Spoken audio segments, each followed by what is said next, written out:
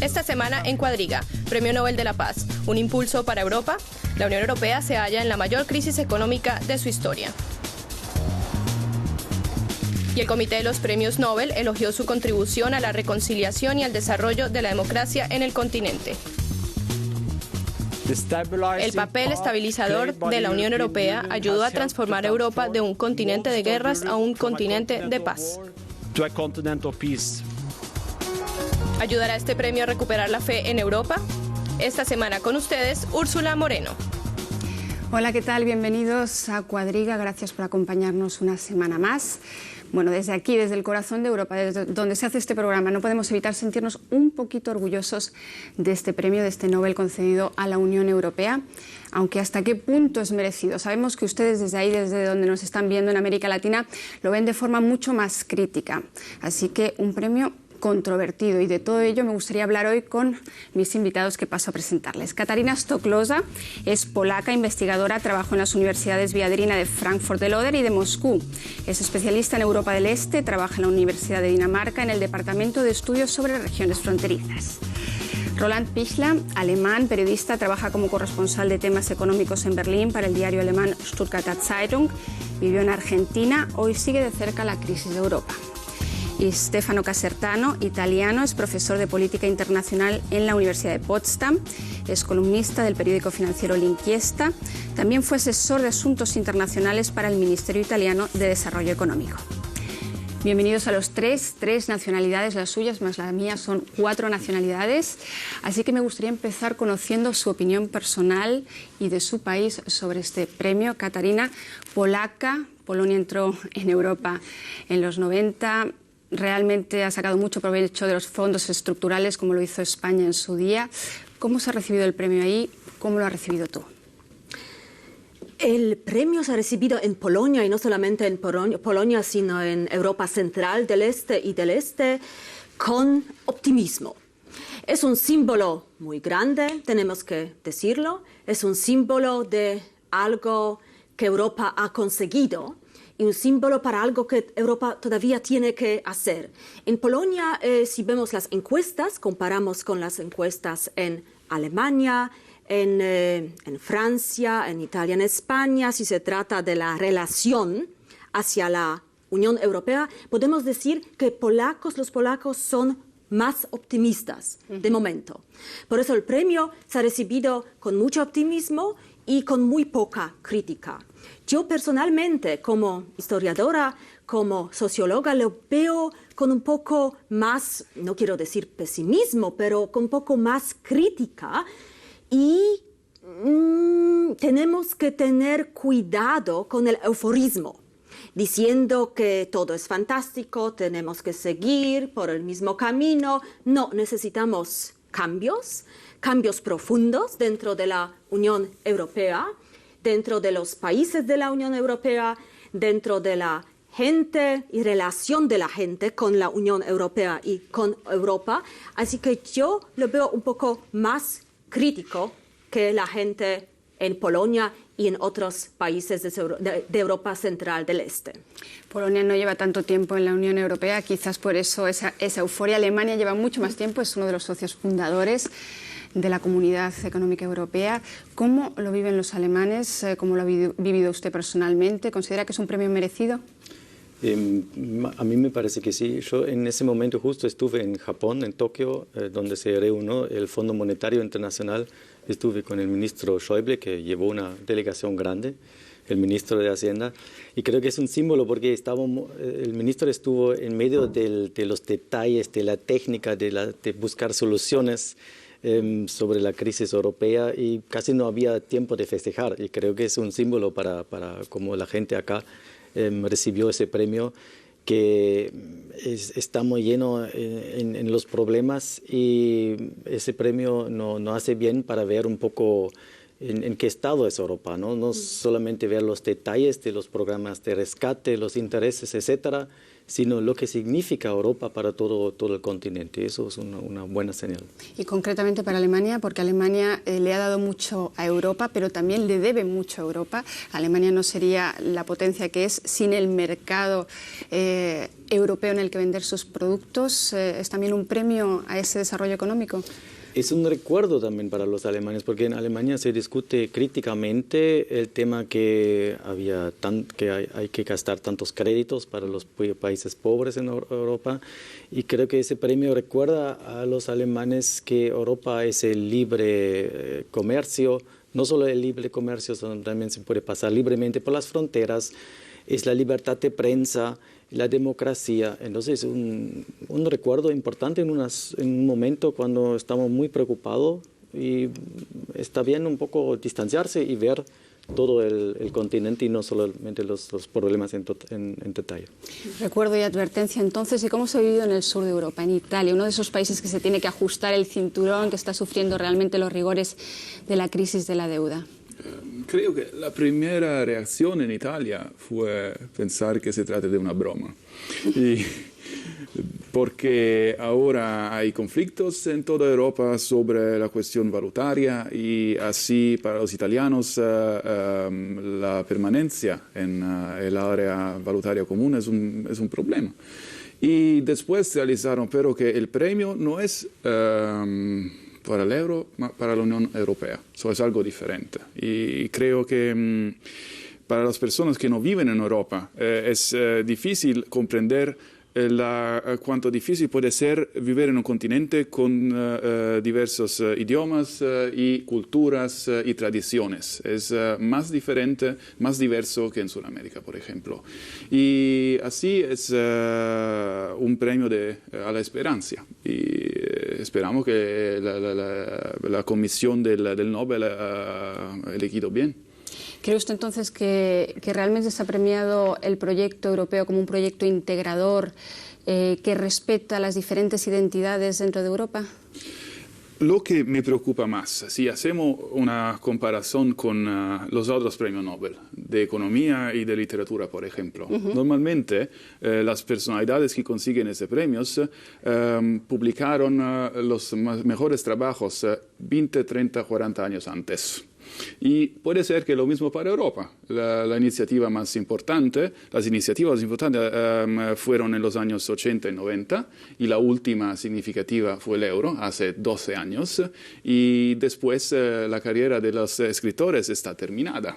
Y esperamos que la carrera de la Unión Europea no está terminada. Un premio pues a 6 décadas de paz en Europa. Ya hemos escuchado aquí las opiniones de 3 nacionalidades. Hemos salido a la calle también a preguntar a otros ciudadanos europeos y vean lo que dicen al respecto.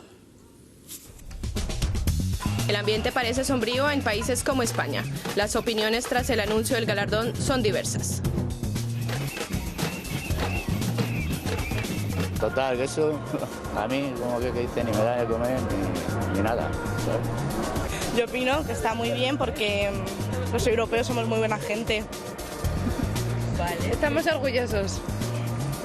No, a veces son premios que son en un momento interesados, son momentos que interesa, pero yo creo que no se lo merecen porque no se ha dado ni un paso desde Europa.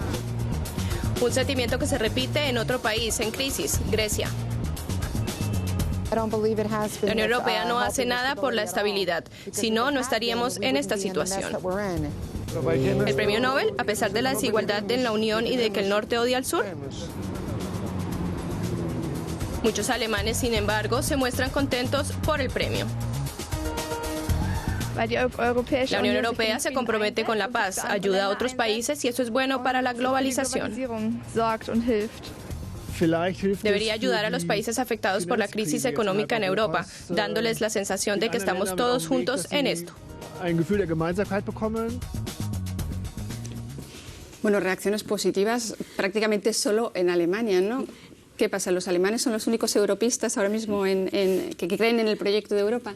Yo diría en Alemania y en España.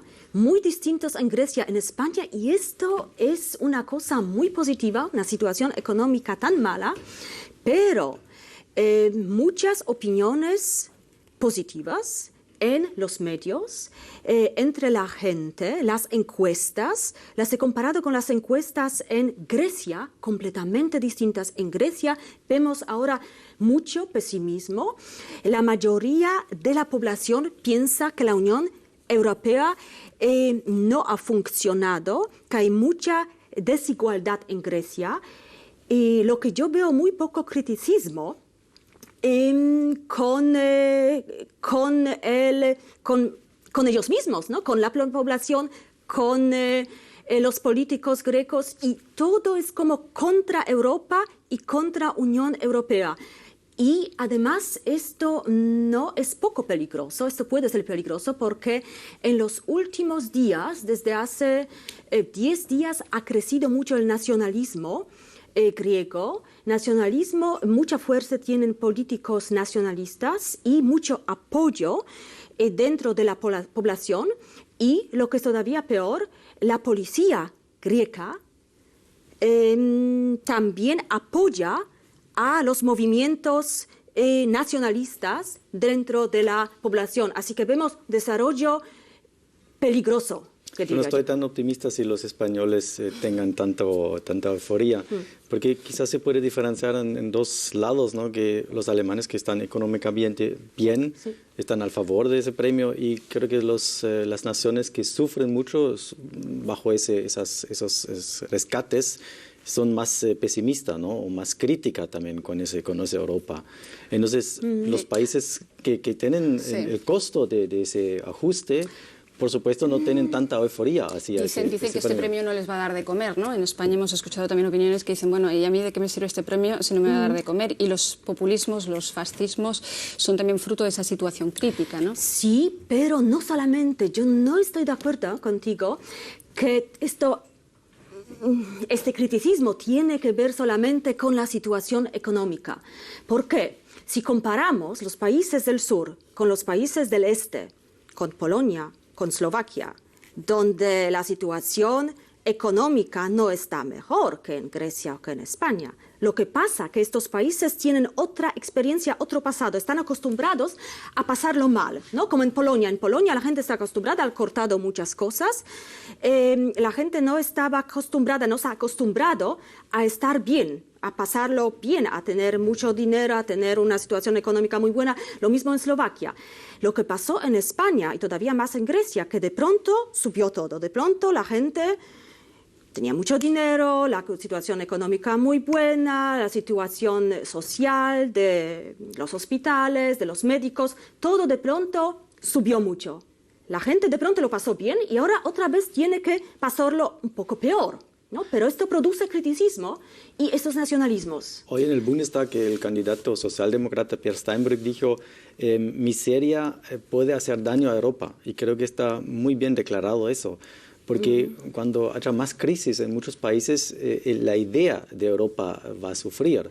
Y eso creo que pasa en ese momento, ¿no? Muchos escuchan Europa, pero es lejos de su realidad cotidiana, y ven que no tienen empleo. Los jóvenes, 50% en España, no tienen trabajo. Entonces, con esa idea de Europa, quizás no se pueden imaginar mucho con lo que está detrás de ese. Y precisamente ahí volvemos al premio. ¿Por qué llega este premio en este momento precisamente de grave crisis en Europa? Es también una llamada a la solidaridad, ¿no? Una llamada a cuidar un poco de todo esto que es Europa. Ha costado mucho llegar hasta aquí, no lo pongáis en peligro, ¿no? Es una llamada también a los gobernantes de Europa. Decía François Hollande en una entrevista, decía, es un homenaje a los padres fundadores, pero es una llamada de advertencia a los gobernadores hoy día en Europa para que realmente no pongan en peligro y tomen las medidas necesarias, ¿no? Y un llamado quizás también a la solidaridad, como dijiste, ¿no? Que Alemania, que la gente está muy crítica con ese sistema de ayuda, ve que vale la pena de ayudar a otros países para levantar, ¿no? Que ahora en ese momento cuesta entender por qué tenemos que mandar otros miles de millones a Grecia, pero tiene un fruto. Esa es Europa de estabilidad por 60 años. Y que vale la pena hacer eso, ¿no? Y con todo hemos visto que con la visita de Merkel en Grecia, en Atenas, se queman banderas nazis en Atenas, la gente sale a protestar en las calles en Madrid, sale a protestar en las calles en Roma, en Italia. ¿No habría que darle más tiempo a Grecia, precisamente apelando a esa solidaridad y permitirle que cumpliera con sus compromisos 2 años más tarde de lo estipulado? De momento Alemania sigue negándose, pese a este Nobel de la Paz. Creo que hay movimientos conservadores y nacionalistas en toda Europa. Y en Berlín también. Porque en Berlín el desempleo es más que 12% y hay sentimiento de crisis, y es por esto que hay, por ejemplo, oposiciones a las turistas, las personas que llegan en Berlín para comprar casas o para vivir aquí, porque los costos para vivir aquí son aumentados en los últimos meses. Y podemos hablar de movimientos conservadores en Berlín también. Donde hay crisis hay esta tendencia. Después, la situación entre Grecia y España es diferente, porque España ya tiene esperanza de recibir ayudas y de poder trabajar con la Unión Europea para las reformas y por todo lo que tienen que hacer. En Grecia es diferente, porque ya recibieron todo lo que podían recibir y ahora solamente la esperación. Ya. Sí, Catalina. No estoy de acuerdo que las protestas en Berlín tienen algo que ver con los nacionalismos en otros países. La situación es muy distinta. En Berlín hay muchas protestas, pero no se las puede comparar con movimientos nacionalistas. Además, hay grupos conservadores. Hay grupos, pero muy pequeños. Y si comparamos los datos, Alemania es optimista si se trata de Europa, si se trata de crecimiento. Pero la tendencia en los últimos meses no es ver el optimismo. No puede ser. Sí, la crisis es cierto que se empieza a notar también en Alemania. Hasta ahora parecía que Alemania era como que era ajena a la crisis, pero acaban de corregir sus pronósticos de crecimiento. Claro, en el marco europeo y sobre todo comparado con los países del sur, es evidente que Alemania se queja a un altísimo nivel en estos momentos, pero ya se empieza a notar que al resto de los países de Europa les va mal y por tanto no pueden vender los productos igual, con la misma facilidad, y la crisis se empieza a notar, ¿no? Y por tanto también esa especie de quizás cierta xenofobia, se puede decir, porque sí que la hay en cuanto hay problemas hay xenofobia, hay un rechazo del inmigrante, y una de las críticas que se hace a la Unión Europea y a este premio es precisamente que se han aprobado muchas leyes también de rechazo del inmigrante, ¿no? Es un problema que nadie en Europa quiere afrontar. Sin embargo, hasta ahora hay la mayoría en el Parlamento y también creo yo en la población que están aptos de ayudar a otros países, a Grecia, ¿no? Si vemos, los socialdemócratas en el Parlamento están a favor, la canciller Merkel, los liberales. No sé, es un símbolo también, ¿no? Que hay esas críticas, ¿dónde va a quedar esa plata que mandamos tantas veces?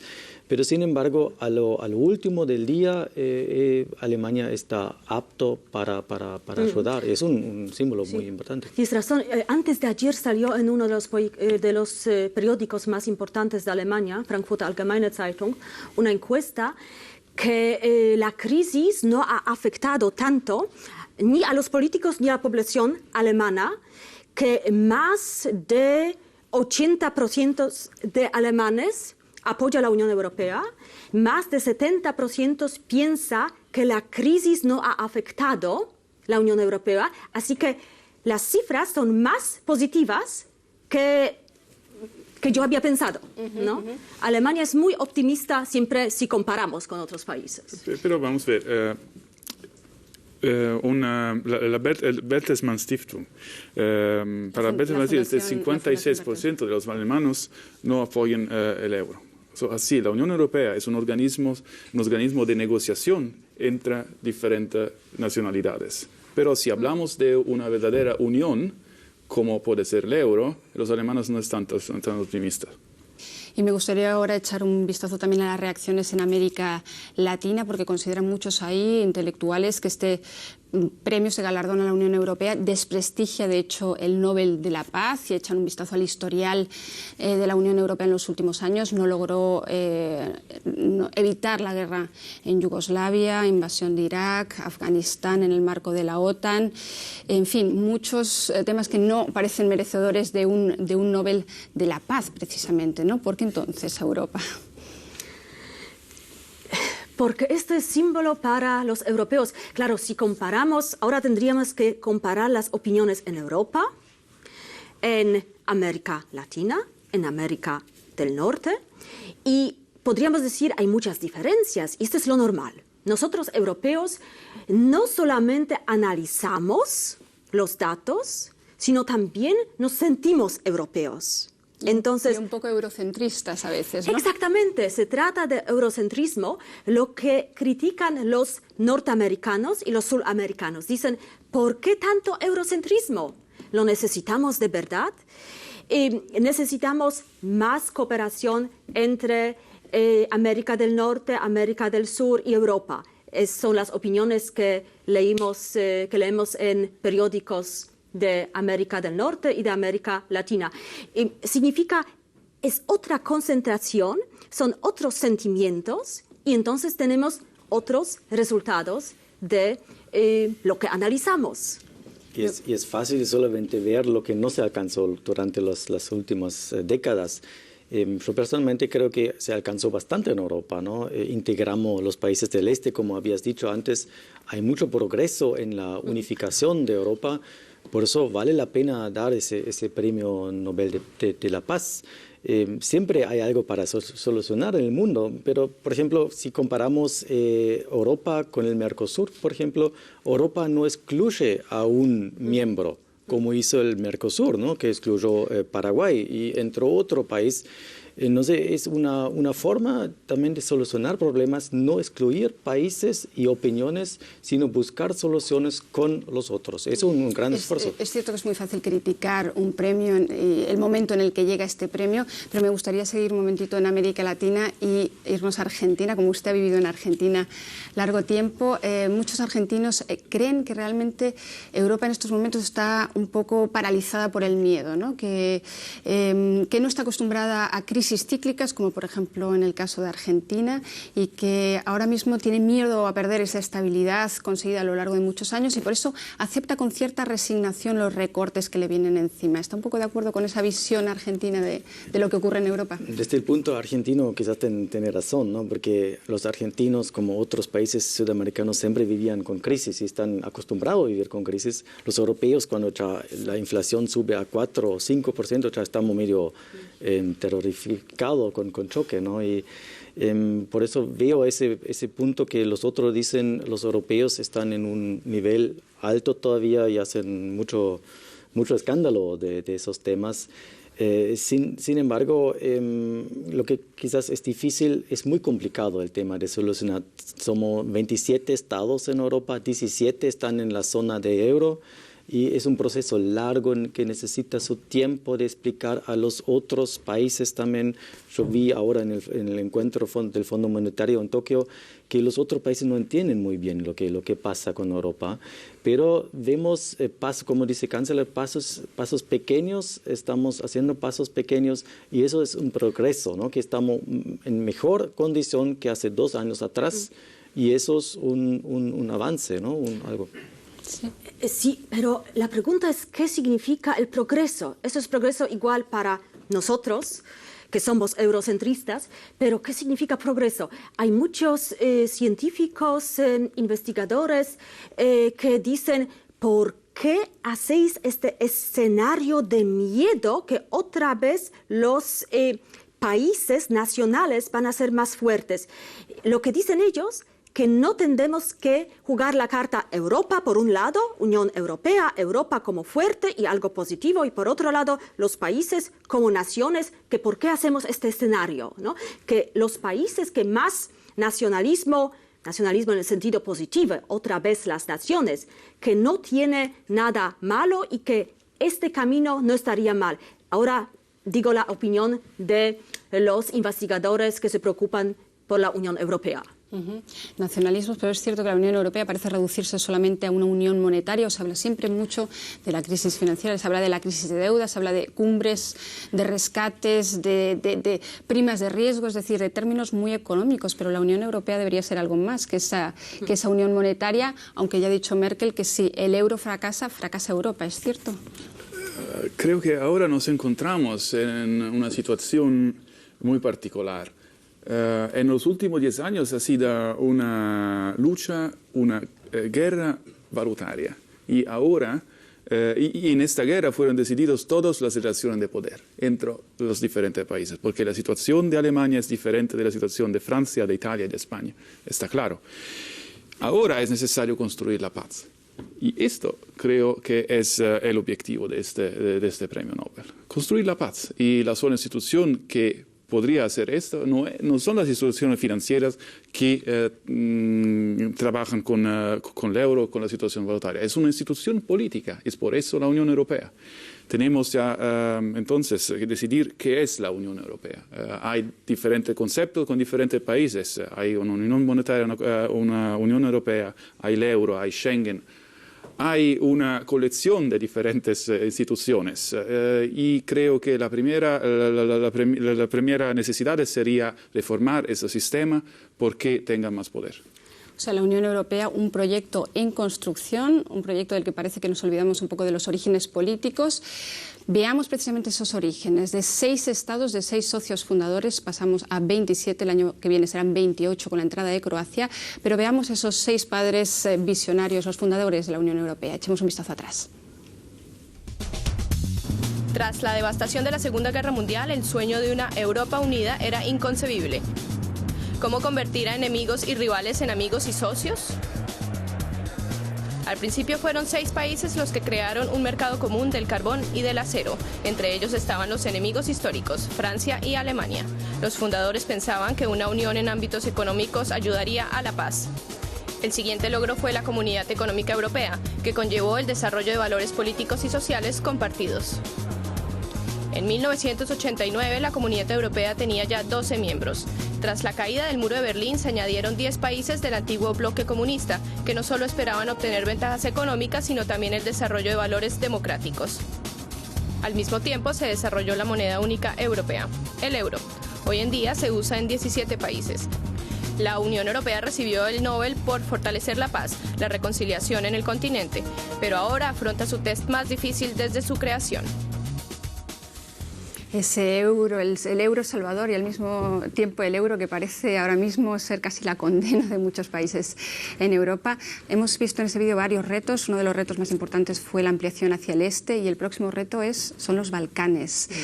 ¿No llega en un momento casi en que la Unión Europea apenas puede solventar sus problemas actuales, es decir, la falta de coordinación entre Alemania y Francia y muchos otros problemas como para ampliar también hacia los Balcanes? Exactamente, es lo que dicen los críticos, que somos demasiado rápidos, que queremos desarrollarnos demasiado rápido y no lo conseguimos porque hay tantos problemas que luego no tenemos tiempo para solucionar los problemas, sino vamos más y más y más hacia adelante y no tenemos tiempo primero para pensar, segundo para solucionar los problemas. Y hemos visto una imagen, Unión Europea y la Segunda Guerra Mundial. Y como historiadora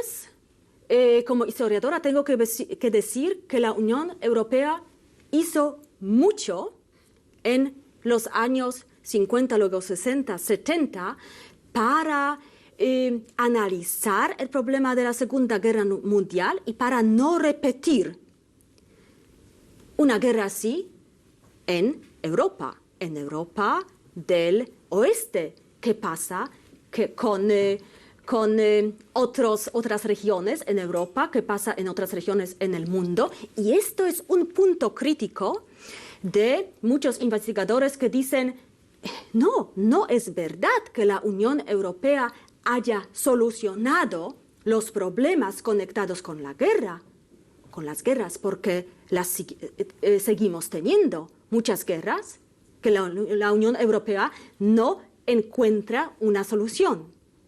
Así que no podemos decir que la Unión Europea ha solucionado el problema de las guerras, ha introducido la paz y que vivimos todos en la paz. No, estamos en el camino, pero ese es el punto crítico para analistas, sobre todo de la izquierda. Hay mucha crítica también en Alemania de la izquierda que dicen ¿por qué este premio si la Unión Europea no ha solucionado el problema de la guerra y de la paz? Para empezar, la Unión Europea es una verdadera potencia militar a la que le interesa también vender armas, como a otros países. Entonces, sí, es sin duda una de las críticas quizás más fundamentadas, ¿no?, contra este premio. Sí, a la Unión Europea le falta entonces una política de defensa común y los intereses militares, y sobre todo los intereses de las industrias militares, son nacionales. Y recientemente la fusión entre BAE y ADS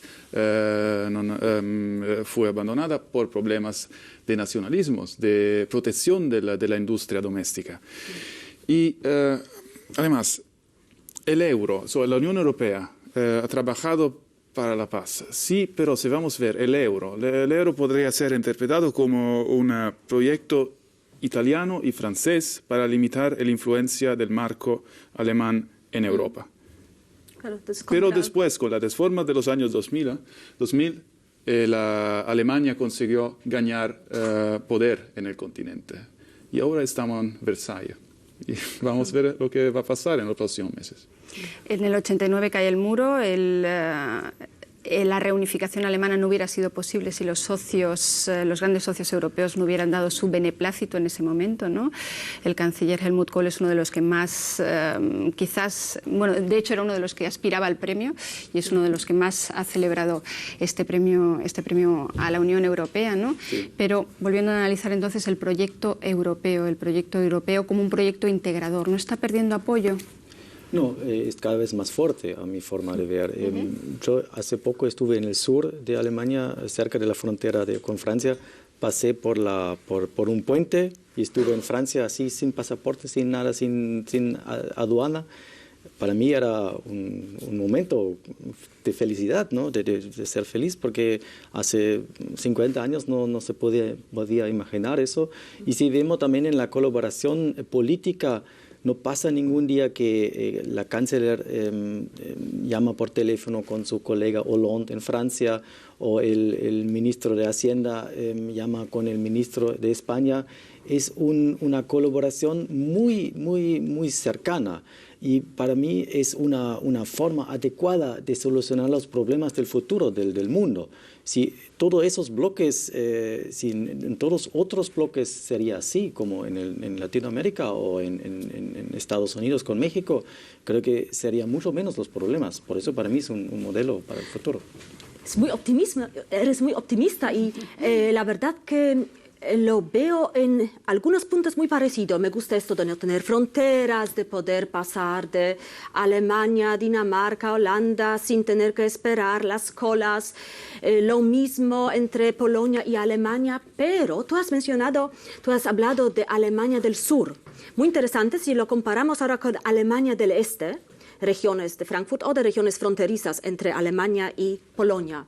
Otra vez las encuestas enseñan que los alemanes del Este se identifican muy poco con Europa, con Unión Europea, en comparación con los alemanes del Oeste, y que no quieren dar sus fuerzas para solucionar los problemas en Europa o problemas conectados con sus vecinos como polacos y checos. Así que aquí vemos que hay también dentro de Alemania regiones muy distintas y opiniones muy distintas, muy positivas, muy optimistas, por un lado, y muy pesimistas y muy críticas, por otro lado, en las regiones que tienen que ver con el pasado comunista, que tienen que ver con el pasado de frontera cerrada, que tienen que ver con este pasado que no tenía que ver nada con Europa. ¿Y es un fenómeno que se observa solamente en Alemania del Este o es un fenómeno que se observa en todo el ex bloque soviético? Es decir, en los 10 países del Este.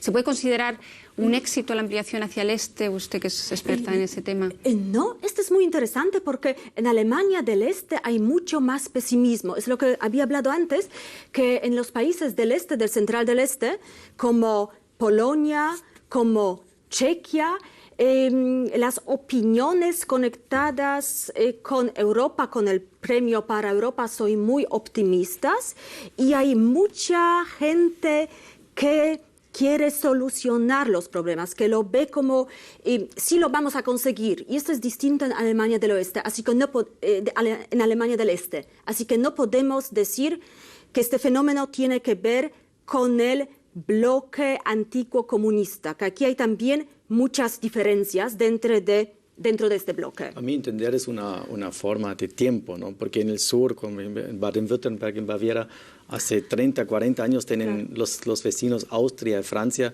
la gente, los jóvenes están acostumbrados de pasar fronteras. Sí. En el este no es eso mismo, ¿no? Hace 20 años recién tienen esa posibilidad de viajar. Por eso es pregunta de tiempo, ¿no? Que van a tener esa experiencia, quizás en 20 años también van a tener la misma experiencia y no veo como actitud general que Alemania está muy escéptico hacia las fronteras. ¿Y ese pesimismo sobre el papel de Europa en el mundo en estos momentos es algo que se observa también en Italia? Sí, claro, en sur Italia. Creo que esta imagen de un nacionalismo europeo, de una nación europea, nunca va a existir en el futuro. Simplemente porque en Italia y en España y en esos países hay movimientos localistas que no creen también en una nación Italia o España. Y por esto ahora lo que la gente piensa es que la Unión Europea sea una institución solamente para la administración del continente. Es muy positivo que ahora podemos viajar sin pasaporte en el continente y es muy positivo que las transacciones son más simples, pero le falta a Europa la producción de una ideología nacional común.